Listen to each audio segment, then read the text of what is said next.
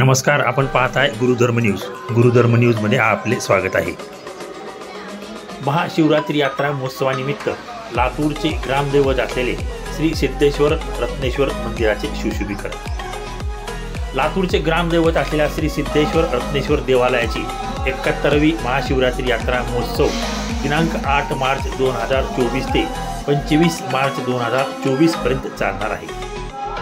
लातूरचे ग्रामदैवत असल्याने लातूर शहरासह जिल्ह्यातील नागरिक मोठ्या प्रमाणात या यात्रेत येत असतात.